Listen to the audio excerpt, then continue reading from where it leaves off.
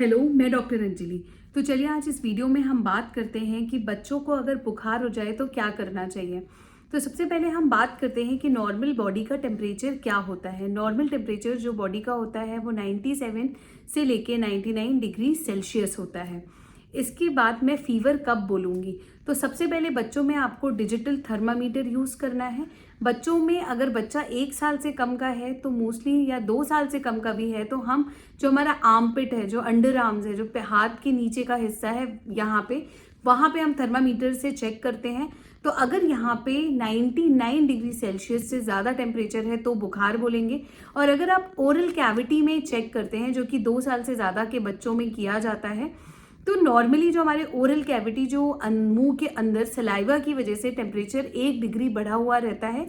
तो अगर आपने बच्चे को ओरल कैविटी में डिजिटल थर्मामीटर डाल के चेक किया है तो 100 से ज़्यादा, अगर 100 डिग्री सेल्सियस से ज़्यादा है तो उसे आप फीवर बोलेंगे। तो 2 बात याद रखिए कि अगर आपने जो है, अगर आर्म पिट में देखा है, मतलब हाथ के नीचे वाले हिस्से में देखा है, तो वहाँ पे 99 डिग्री सेल्सियस से ज़्यादा अगर टेम्परेचर है तो बुखार बोलेंगे, और ओरल कैविटी में 100 से ज़्यादा है तो उसे बुखार बोलेंगे। अगर आपके बच्चे को फीवर हो गया है, देखिए बुखार होने के बहुत से कारण होते हैं। पहला तो वायरल, बैक्टीरियल, काफ़ी इन्फेक्शन जो बैक्टीरिया की वजह से हो जाता है, उसके लिए अलग वीडियो बनाऊंगी मैं, क्योंकि इस वीडियो में सबके बारे में बात करना नामुमकिन है। तो चलिए बात करते हैं कि अगर बच्चे को बुखार हो जाता है तो आपको क्या, पहले चलिए बात करते हैं कि अगर बच्चे को बुखार हो गया तो क्या करना है। सबसे पहले आपको एक डायरी लेनी है, उसमें डेट टाइम के साथ दिन में 4 या 6 बार आपको डेट लिखना है। फिर 6 बार टाइम लिख के बच्चे का टेम्परेचर लिखना है कि बच्चे का टेम्परेचर क्या चल रहा है। इसके बाद हम जो एक सबसे सिंपल दवाई है वो है पैरासिटामोल, जो छोटे बच्चे या बड़े सबको दिया जाता है। बच्चों में जो डोज होता है वो 15 mg पर kg पर डोज के हिसाब से दिया जाता है। मतलब एक प्रॉपर डोज नहीं होता, बच्चे का जितना वजन होता है उस हिसाब से आपका डॉक्टर आपको पैरासिटामोल के डोज बताता है। इसीलिए आपके अपने बच्चे को खुद ट्रीटमेंट नहीं देना है अगर आप प्रॉपर डोज कैलकुलेट नहीं कर सकते हैं तो।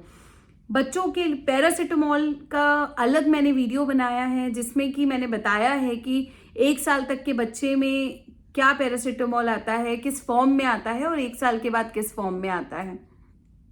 दूसरा होता है स्पॉन्जिंग। बच्चे को कपड़े से जो हम पानी में डुबाकर जो हम बच्चे को स्पॉन्जिंग देते हैं तो वो प्रॉपर नहीं होती, इसलिए बच्चे को कई बार फीवर नहीं उतरता है। तो चलिए बात करते हैं कि प्रॉपर स्पॉन्जिंग हम बच्चे को कैसे दे सकते हैं। सबसे पहले हम कौन सा पानी यूज करें, ठंडा, गर्म या नॉर्मल। तो मैं आपको बता दूं कि नॉर्मल पानी या हल्का सा गर्म, बहुत गर्म पानी आपको नहीं करना है, जिसे हम ल्यूक वाटर कहते हैं, वो पानी आपको यूज करना है। या नॉर्मल पानी से भी, रनिंग टैप वाटर, नल खोलना है, नल के नीचे जो पानी आ रहा है उसको कपड़े में भिगोकर बच्चे को स्पॉन्जिंग करना है।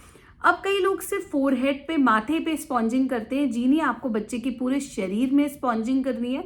मतलब फोरहेड, फिर बच्चे के चेस्ट, एब्डोमेन, ग्रोइन एरिया में, हाथ में, पैरों में, बैक, मतलब पीठ पर भी बच्चे को स्पॉन्जिंग करना है।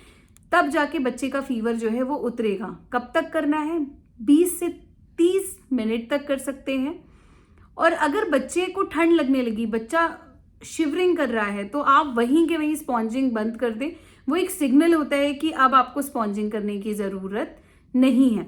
और अगर मैं किसी डाइट की बात करूं तो देखिए, बच्चों को अगर फीवर होता है तो उन्हें ज़्यादा खाने का मन नहीं करता, तो आप घबराएं ना। 6 महीने की कम का बच्चा वैसे भी माँ के दूध पे होता है, तो आप जितना हो सके उतना बच्चे को दूध पिलाते रहें, क्योंकि इसमें फीवर की वजह से जो स्वेटिंग होती है उससे बॉडी का जो पानी है वो निकल जाता है और बच्चे को डिहाइड्रेशन होने के चांसेस होते हैं। तो इसीलिए जो मदर अब बच्चे को दूध पिला रहे हैं वो बच्चे को बार बार दूध पिलाते रहें जितना पॉसिबल हो।